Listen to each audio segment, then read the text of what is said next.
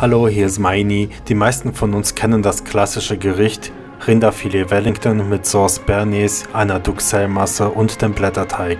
Heute mache ich aus dem Hals meines Rehs eine etwas andere Wellington-Version. Daher der Name Wellington Art. Den Rehhals fülle ich heute mit Bratkartoffeln und Aprikosen. Dann kommt Speck drauf, die Duxelles-Masse und der selbstgemachte französische Blätterteig. Dazu gibt es noch geschwenkte Karotten und eine Wildjus. Wenn ihr noch mehr Reh- bzw. Wildgerichte sehen wollt, schaut euch doch gern meine oben eingeblendete Wild-Playlist an. Als erstes bereiten wir die Bratkartoffeln zu. Die bereits gekochten und abgekühlten Kartoffeln schneiden wir in Scheiben und braten sie in etwas Butter schön goldbraun an.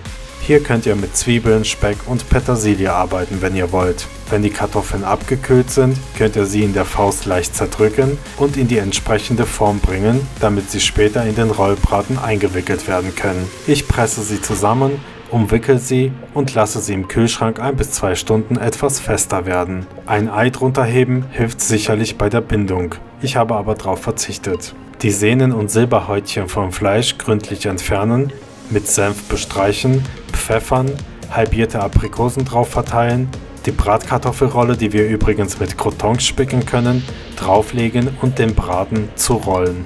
Das Ganze einigermaßen kompakt halten, weil der Rollbraten von allen Seiten kurz scharf angebraten werden muss. Fleisch, Thymian und Rosmarin rausnehmen. In derselben Pfanne bereiten wir jetzt die Duxelles-Masse vor. Das ist praktisch nichts weiter als fein gehackte Schalotten, Champignons und etwas Wein. Also Schalotten anschwitzen, mit Weißwein entweder jetzt oder später ablöschen, die fein gehackten Champignons reingeben und so lange in der Pfanne lassen, bis die gesamte Flüssigkeit der Champignons verdampft ist. Wir geben etwas Salz drauf für den Geschmack und natürlich, weil Salz Flüssigkeit entzieht. Wenn die Champignons diese Konsistenz hier erreicht haben, einfach rausnehmen und kalt werden lassen. Jetzt werden wir den Braten rollen. Frischhaltefolie auf der Arbeitsfläche ausrollen und Speck oder Schinken drauf verteilen.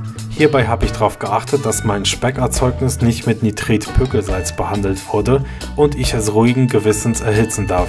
Andernfalls können krebserregende Stoffe entstehen, das muss man nicht haben. So, die Duxelles-Masse schmieren wir gleich drauf, legen den Braten drauf und bepinseln ihn mit etwas Senf. Jetzt rollen wir ihn vorsichtig zusammen.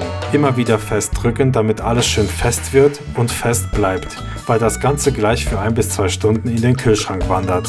Ihr habt sicherlich bemerkt, dass ich meinen Braten noch nicht gesalzen habe. Das liegt daran, dass ich nicht will, dass er Flüssigkeit verliert und mein Blätterteig durchnässt wird. Die Bratkartoffeln sind gut gewürzt, die Duxelles-Masse ist auch gewürzt, wir haben noch etwas salzigen Speck drauf.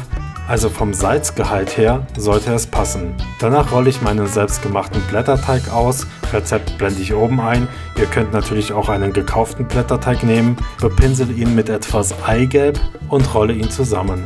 Schön fest und halbwegs glatt. Von oben bepinsel ich mein Wellington auch mit Eigelb und verwende die Blätterteigreste als Garnitur.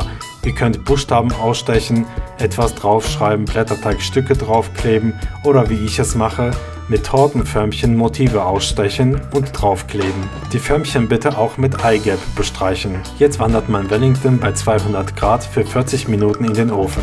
In der Zwischenzeit nehme ich diese selbstgemachte und sehr wertvolle Jus vom Reh, schön portionsweise verpackt, aus dem Gefrierfach raus und taue sie auf bzw. erhitze sie. Wie man eine Jus macht, blende ich oben ein. Währenddessen habe ich die Karotten geschält, klein geschnitten und werde sie in Butter und Zucker paar Minuten durchschwenken, salzen und fertig ist die Gemüsebeilage. Ihr könnt natürlich auch Vichy-Möhren draus machen, wenn ihr mit Sprudelwasser arbeiten wollt. Oder eine ganz andere Beilage zubereiten, zum Beispiel Rosenkohl. So sieht dieses leckere Essen am Ende aus. Wenn ihr das für einen ganz besonderen Anlass zubereiten wollt, dann kann ich euch nur raten, den Blätterteig selbst zu machen. Am Ende merkt man meiner Meinung nach den Unterschied zwischen einem selbstgemachten und einem gekauften Blätterteig. Abonniert meinen Kanal, bleibt gesund, guten Appetit!